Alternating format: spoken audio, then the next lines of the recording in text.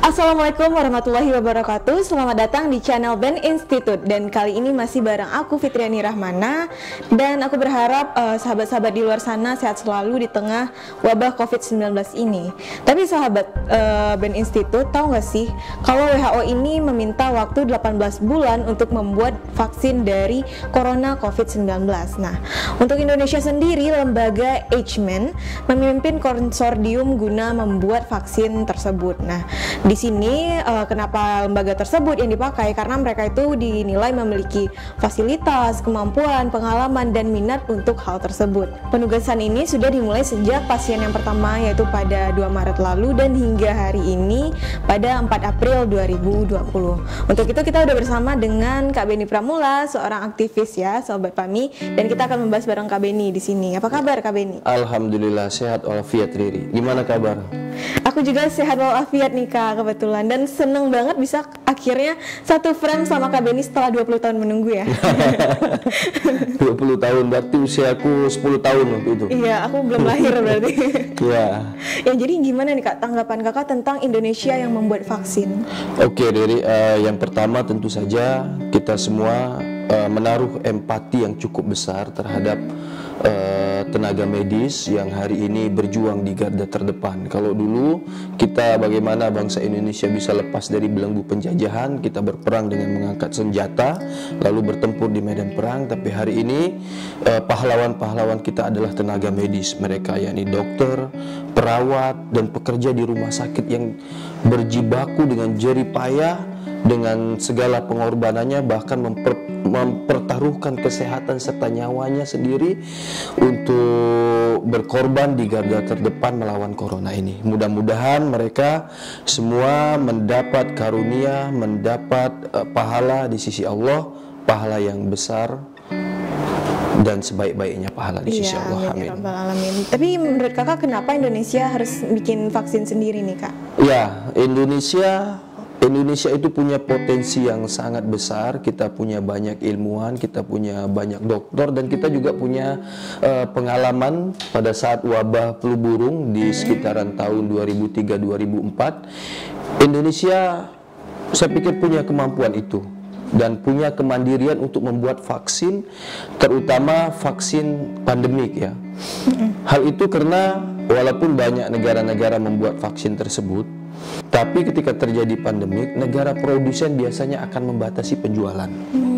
Kenapa demikian? Karena mereka akan memprioritaskan produk vaksinnya untuk kebutuhan warganya sendiri. Jadi memang sudah tepat kalau bangsa Indonesia membuat vaksin, terutama kalau bisa kita produksi, kalau nanti sudah jadi bisa kita produksi secepatnya untuk kepentingan bangsa kita sendiri dulu. Iya, dan gak akan mahal kayak dijual oleh negara lain. Ya, tentu saja akan berbeda ketika kita punya vaksin sendiri, itu gak akan semahal dengan vaksin yang diekspor yang diimpor dari luar.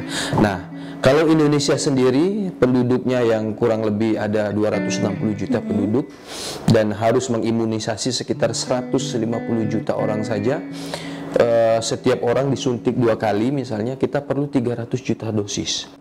Bila sekarang $100 sudah mencapai 17.000, berarti anggaran negara yang harus kita siapkan adalah mencapai 51 triliun. Waduh.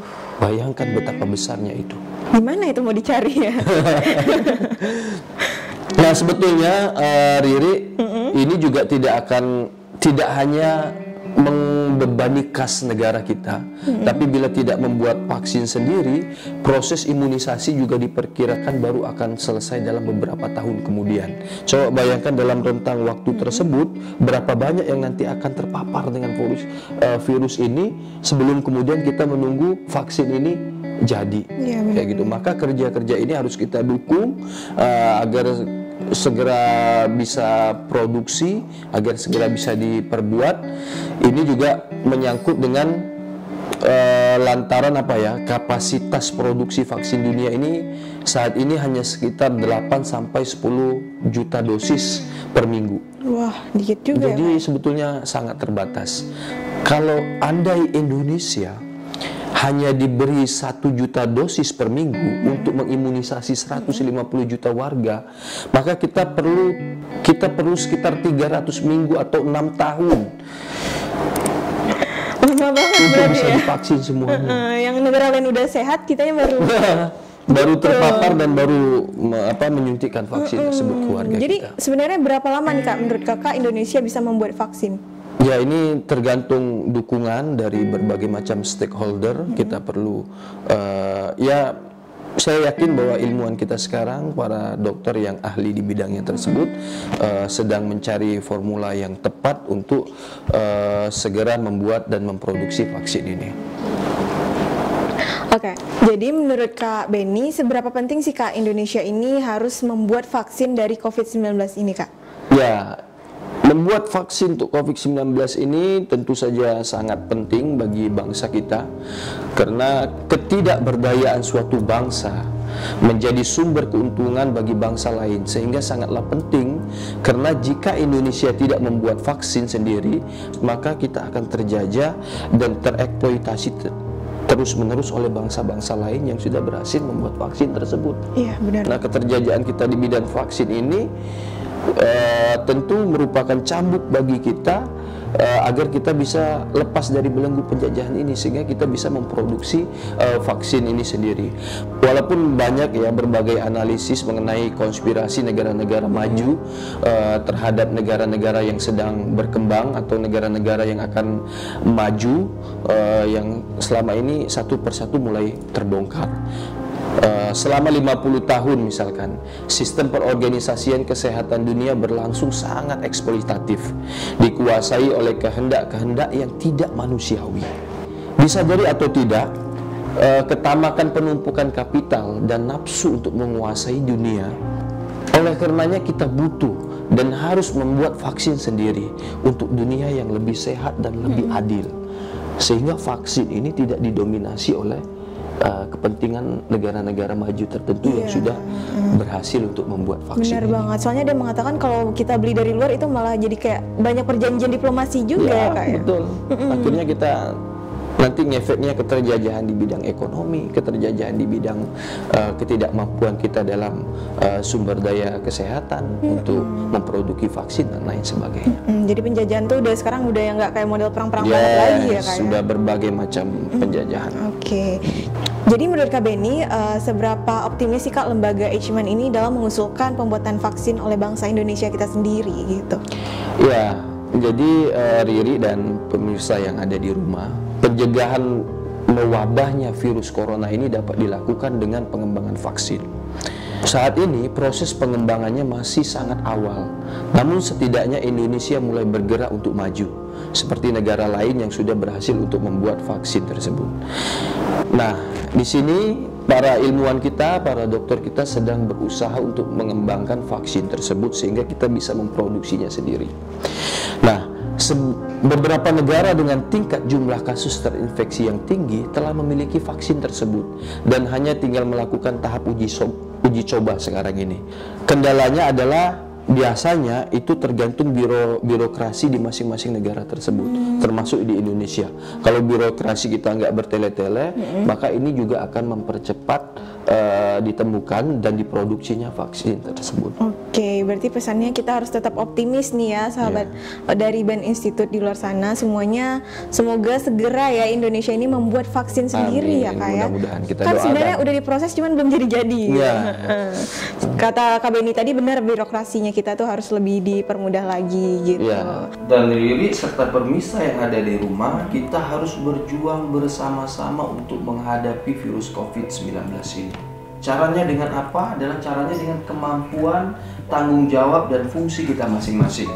Kalau kita pemerintah, bagaimana kita membuat aturan yang itu tidak mengekang rakyat, misalkan dengan kita meminta untuk masyarakat untuk berdiam diri di rumah, mengisolasi diri dulu di rumah, kita juga, pemerintah juga harus memikirkan bagaimana caranya masyarakat yang menengah ke bawah itu, yang penghasilannya per hari itu terjamin kelayakan hidupnya, bagaimana sandang pangannya, bagaimana kepentingan sehari-hari untuk makan berasnya dan lain sebagainya, itu harus dipikirkan. Kayak gitu, ketersediaan pangannya harus dipikirkan.